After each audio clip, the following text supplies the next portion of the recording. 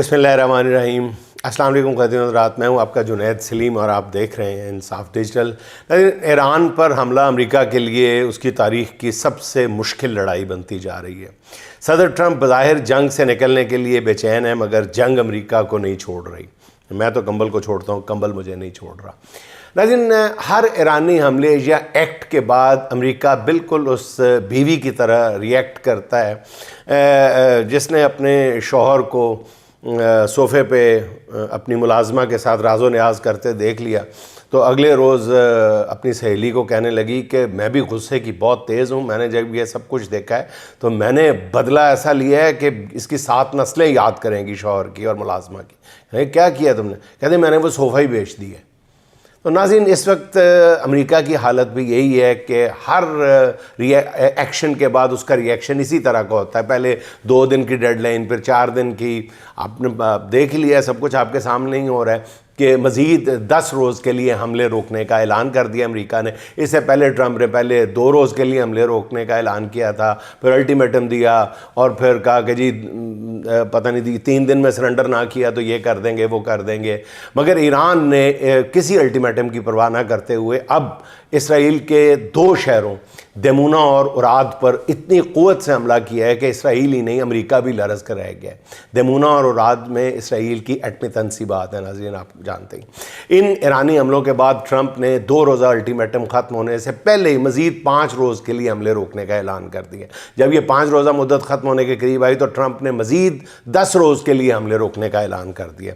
Trump ने social media platform truth social पर जारी बयान में हमलों की मुअत्तली 6 अप्रैल 2026 की शाम तक कहा है कि जी बरकरार रहेगी। दूसरी तरफ ज़राए का ये कहना है कि अमेरिका ईरान को वक्त नहीं दे रहा बल्कि ख़ुद वक्त हासिल कर रहा है ताकि ईरान पर बड़े हमले की तैयारी के लिए मुनासिब वक्त उसको मिल सके तैयारी के लिए। अच्छा नाज़रीन, दूसरी तरफ ईरानी इंटेलिजेंस ज़राए ख़बरदार कर रहे हैं कि आइंदा चंद रोज़ में 3 फॉल्स फ्लैग ऑपरेशन हो सकते हैं।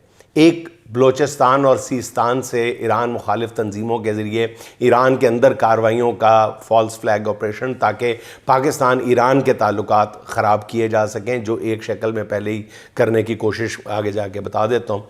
दूसरा, हरमैन शरीफैन में फॉल्स फ्लैग ऑपरेशन या हमला जिसका इल्ज़ाम ईरान पर लगा दिया जाए ताकि मुस्लिम उम्मा के जज्बात ईरान के ख़िलाफ़ किए जा सकें। तीसरा, मस्जिद अक्सा पर मिसाइल हमला जिसका इल्ज़ाम ईरान पर लगाया जा सके। ईरान ने एक बार फिर वाज़े किया है कि उस किसी हमसाया मुल्क या अरब ममालिक के साथ उसका जंग का कोई इरादा नहीं है। वो सिर्फ उन ममालिक में मौजूद अमरीकी अड्डों को निशाना बना रहा है या मजबूरन उन इमारतों को निशाना बनाया जाता है जिनमें अमरीकी फ़ौजी पनाह लिए हुए हैं। ईरानी फ़ौज ने जंग में अब तक 800 अमरीकी फ़ौजी हलाक और 5000 ज़ख्मी करने का दावा किया है। तर्जुमान ईरानी फ़ौज के मुताबिक बमबारी से 1321 इसराइली फ़ौजी हलाक हुए हैं। जंग में 17 अमरीकी अड्डे तबाह किए गए। अमरीकी फ़ौज का होटल में छुपना ज़िल्लत आमेज़ पसपाई है। मज़ीद कहा कि अमरीकी फ़ौजी हिकमत अमली की नाकामी उसकी साख को धचका है। ईरानी फ़ौज के तर्जुमान ने यह भी कहा है कि 4 मुतालबात पूरे होने तक अमरीका को जाने नहीं देंगे। वही कंबल वाली बात। नाज़रीन, ईरान ने अमेरिका के ज़मीनी हमलों के ख़दशे के पेश नज़र रज़ाकारों की भर्ती शुरू कर दी है। पूरे ईरान में बनाए गए भर्ती मराकज़ में नौजवान भर्ती होने के लिए आ रहे हैं। इत्तलात के मुताबिक 10 लाख ईरानी नौजवानों ने भर्ती मराकज़ में रजिस्ट्रेशन करवा ली है।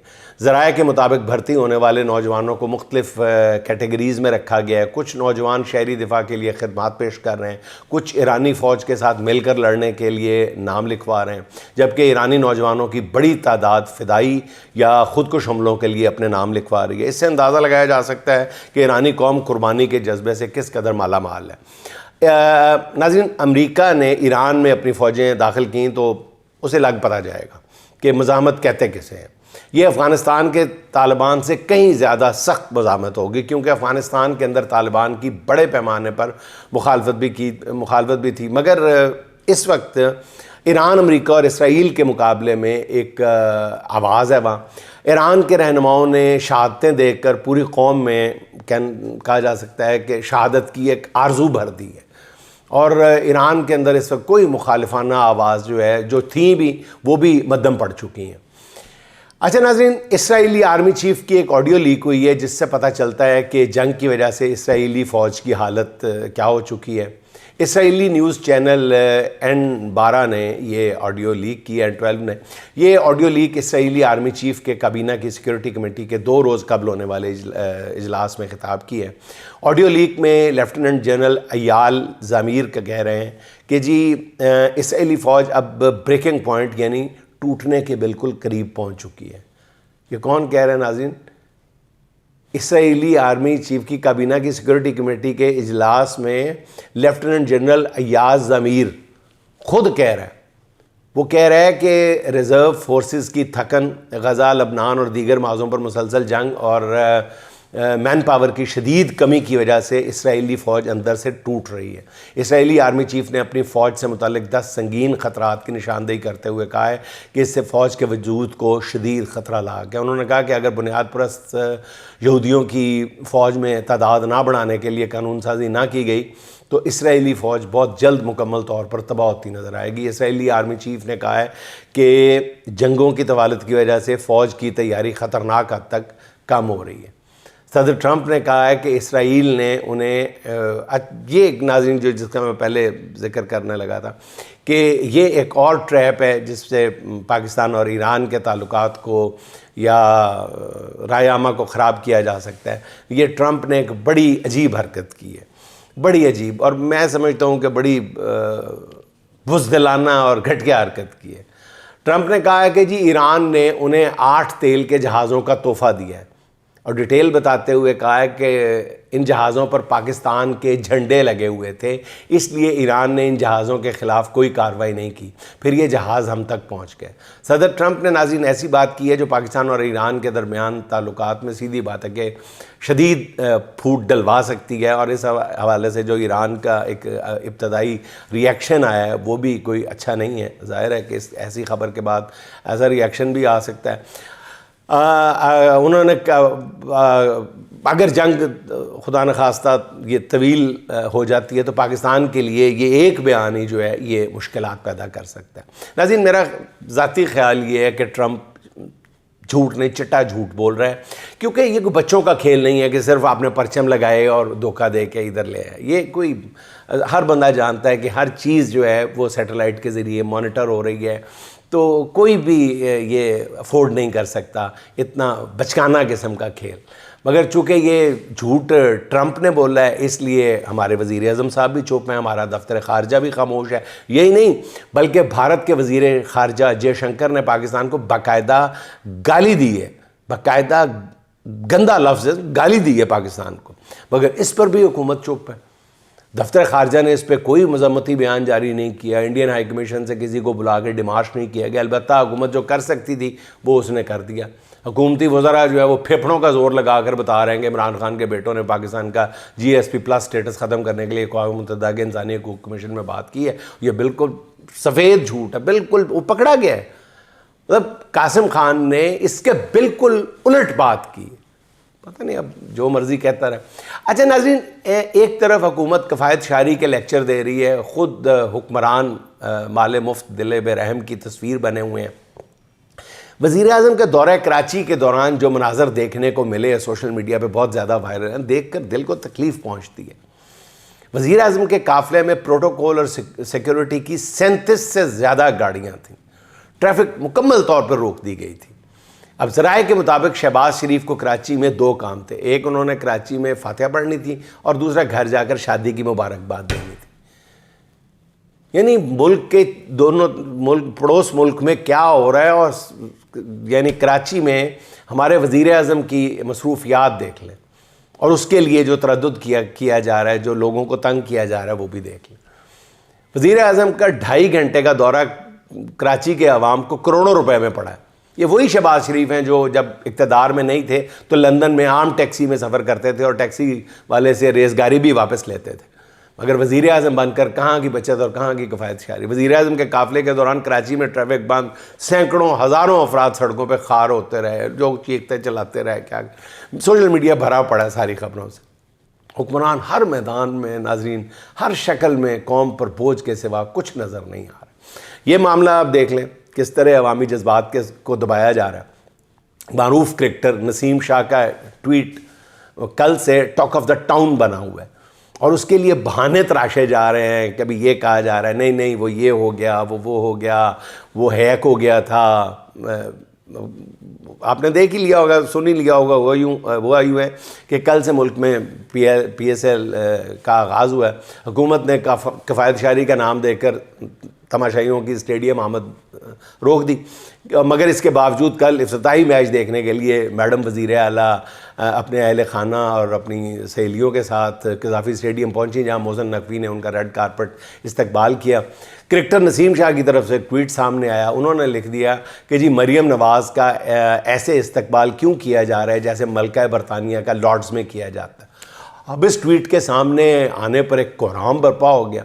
13 मिनट तक ये ट्वीट पब्लिक रही, जिसके बाद ये ट्वीट डिलीट कर दी गई और बताया गया जी कि नसीम शाह का जो एक्स अकाउंट है वो हैक हो गया था।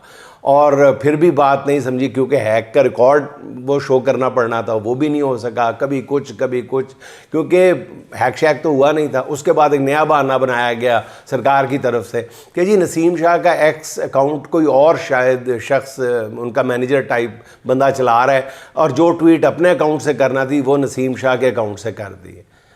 नाज़रीन, नसीम शाह की ट्वीट से मतलब एक से एक बड़ी स्टोरी लॉन्च की जा रही है।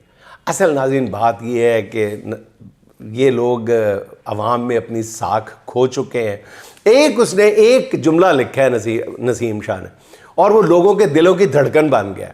पूरा आप देख लें कि सोशल मीडिया भरा पड़ा है। लोगों ने कहा है कि अगर नसीम शाह और मैडम वज़ीर आला मरियम नवाज़ के दरमियान मुकाबला होता है, इंतखाबी मार्का होता है, तो आप किसको वोट देंगे। नाज़रीन भरा पड़ा है मीडिया। मेरा ख्याल है कि 95% वोट जो है वो नसीम शाह ले चुका है। अभी वो क्रिकेट खेल रहा है, अभी वो वज़ीर आज़म के मनसब तक नहीं पहुंचा, अभी वो क्रिकेट खेल रहा है और आगे देखें वो क्या होना है। और लेकिन मुझे इनकी जो है बहानेबाजियाँ वो बहुत अजीब लग रही हैं। भाई आप खामोशी इख्तियार कर लें, ये भी तो एकदम चुप कर जाए। आप जितने बहाने लगा रहे हैं, नसीम शाह की ट्वीट उतनी पॉपुलर होती जा रही है।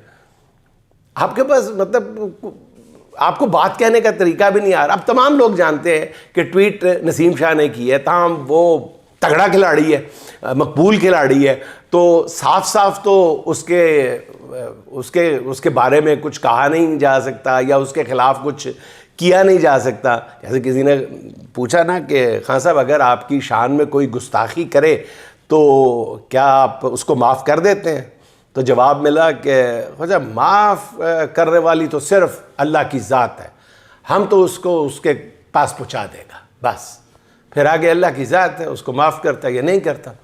तो यही इस वक्त इनकी है कि बस बात कहने का इन्होंने तरीका ढूंढ लिया है कि जी वो नसीम शाह की अपनी ट्वीट नहीं है। वो सारे लोग जानते हैं इस वक्त है कि नसीम शाह की अपनी ट्वीट है, बहाने लगाना बंद करें। दूसरा नाज़रीन मामला आप देखें कि आपको पता ही है नाज़रीन कि हमज़ा अब्बासी एक वक्त में कितने पुरजोश PTI के सपोर्टर हुआ करते थे, फिर अचानक उनको इख्तलाफात पैदा हो गए इमरान खान से। उन्होंने कहा जी मुझे इमरान से ये भी इख्तलाफ है, ये भी इख्तलाफ है, और फिर उन्होंने खामोशी इख्तियार कर ली। अब नाज़रीन खबर सामने आई है कि डॉक्टर फजीला अब्बासी नामी खातून है, उनका तारुफ ये है कि ये हमज़ा अली अब्बासी की बड़ी बहन है, पेशे के एतबार से डर्माटोलॉजिस्ट है, स्किन स्पेशलिस्ट है, इस्लामाबाद में उनका क्लिनिक भी है। हुआ यूँ है कि डॉक्टर फजीला अब्बासी के 22 बैंक अकाउंट्स में से तकरीबन 25 अरब रुपए का भारी टर्नओवर देखा गया। इन अकाउंट्स में जमा होने वाली रकम हवाला हुंडी और मशकूक ट्रांजैक्शंस के जरिए दुबई और अमरीका मुंतकिल की गई हैं, जबकि डॉक्टर फजीला अब्बासी की डिक्लेयर्ड सालाना आमदन सिर्फ 4 से 6 लाख रुपए बताई गई है, जो उनके अकाउंट्स में अरबों रुपए की गर्दिश से ऑब्वियसली मुताबिकत नहीं रखती। अब FIA का दावा है कि इस रकम का असल जरिया ताहाल वाज़ेह नहीं है और मनी लॉन्ड्रिंग के शवाहिद मौजूद हैं। अब दस्तावेज़ के मुताबिक फजीला अब्बासी ने अपनी वालदा नसीम चौधरी और भाई हमज़ा अब्बासी के साथ जॉइंट अकाउंट से ट्रांजैक्शंस भी की हैं।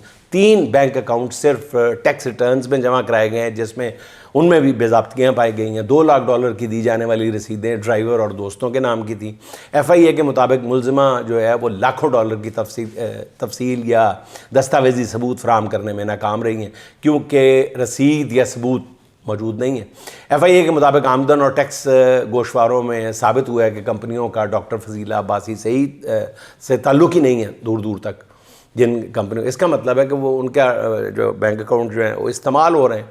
अब डॉक्टर फजीला अब्बासी के सोशल मीडिया अकाउंट देखें तो पता चलता है कि वो प्राइवेट जहाज़ों और लग्जरी गाड़ियों पर उतरती बैठती हैं। उनके सफरी डॉक्यूमेंट्स देखें तो वो दुबई से इस्लामाबाद इस तरह आती जाती हैं कि कोई इस तरह इतनी बार पिंडी से लाहौर नहीं आता। नाश्ता अबू धाबी करती हैं तो लंच इस्लामाबाद में होता है उनका। उनके भाई हमजा अली अब्बासी ने, मैंने जैसे आपको शुरू में अर्ज़ किया कि एक वक्त में बड़ी पुरजोश हमायत का मुजाहरा किया था, लेकिन अचानक खामोश हो गए। तो कुछ तो समझ आता है कि लोगों की कैसी कैसी मजबूरियां होती हैं जो उन्हें हक बात कहने से रोक देती हैं। बहरहाल, और नाज़रीन, आखिर में साइमा कामरान के दो चार अशार जो ताकतवर हुक्मरान या ताकतवर कौमों सबके सुनने के काबिल हैं।